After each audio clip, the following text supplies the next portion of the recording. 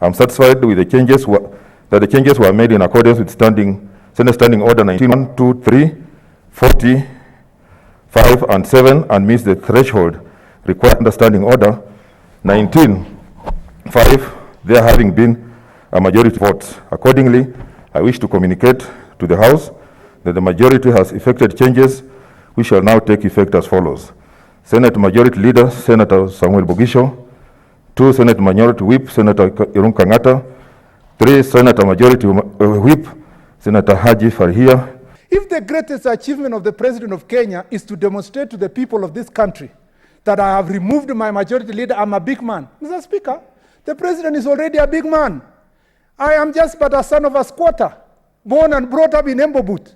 To be a subject of his discussion over and over again, I want to say, Mr. President, now therefore deliver for the people of Kenya. Murkomen is out of the way. If I was your stumbling block, deliver for the people of Kenya. Mr. Speaker, I want to tell the President, stop lying to the Senate. You told us you will give us oversight fund.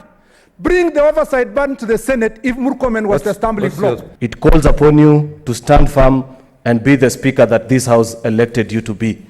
To arbitrate, be fair, be firm, and resolute in defense of this institution. I have information in my possession, Mr. Speaker, and I'd wish to know.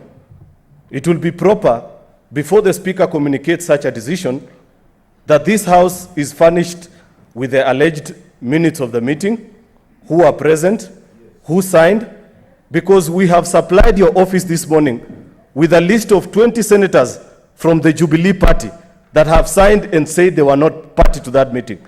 Mr. Speaker, this is not your decision. You made this decision under duress and undue influence.